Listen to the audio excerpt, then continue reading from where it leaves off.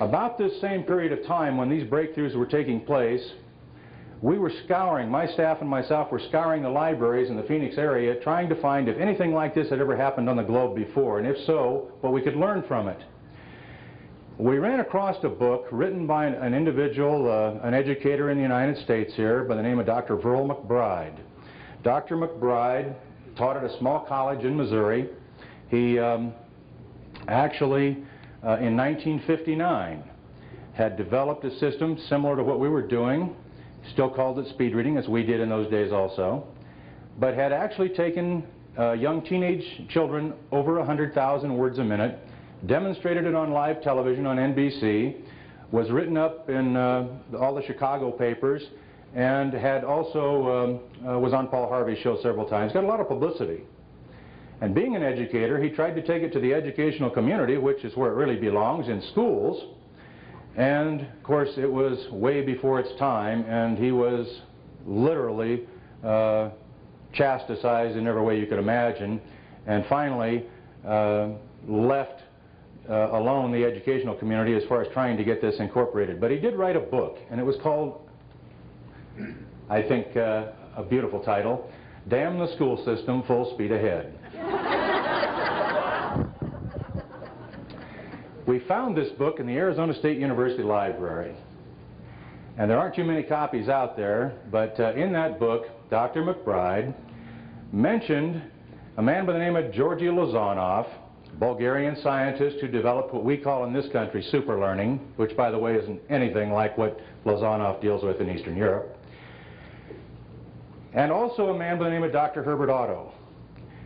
Dr. Otto, for years, he's now deceased, died in 1980, but Dr. Otto for years ran the Foundation for the Advancement of Human Potential in La Jolla, California.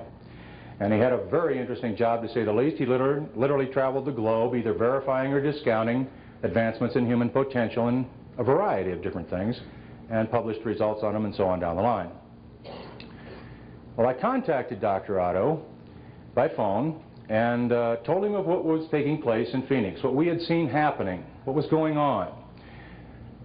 And his initial remark to me was, "Oh my God, you found it." Now, I didn't really realize what that meant at that time. As a matter of fact, my question back to him was, "What have I found?" And he said, "Well, you found one of the most powerful forces on the face of the earth. I would rival it to any hydrogen bomb. And the reason I say that to you is that if this is used on a mass basis, it can literally change societies almost overnight." He also told me that it was every bit as powerful a tool negatively as it was positively. And he wanted to know a little bit more about me, the person that had been entrusted with this particular breakthrough, and my background and so on. And after, one of the first questions he asked me was, "Are you a psychologist?" And I said, "No," and his answer to that was, "Thank God." He then wanted to know if I was in a financial position to, after we had talked for a while, if I was in a financial position to fund the research involved with this myself and protect it completely so that it could not be out here into the wrong hands, if you will.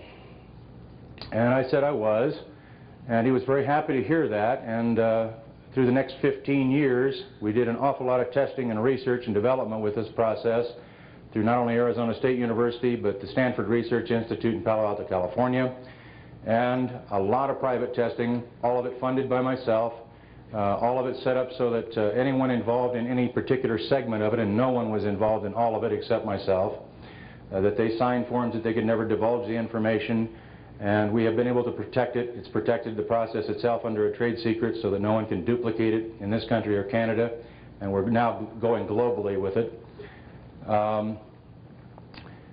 This process is, we have found so many things over the last few years. To date, over 350 different applications for the use of the part of the brain we tapped into in 1975. It's part of that literally 90% of the brain that's unexplored territory. We have enormous abilities lying within it.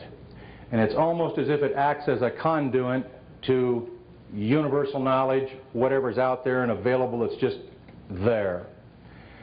Astounding things happening with people utilizing this, and we are now teaching the classes in a format of 4 3-hour lessons over a 4-day span of time. We have learned so much about this and spent years, in fact over 5 years, just simplifying the process. And what used to take 10 weeks to do, now we get about 10 times more done in 4 3-hour sessions in 4 days. The result of this shows, beyond a shadow of a doubt, that anyone can do this. This is a God-given ability we all possess. We were born with it. We never lose it till the day we die. We have simply never been shown how to utilize it. The school system certainly don't.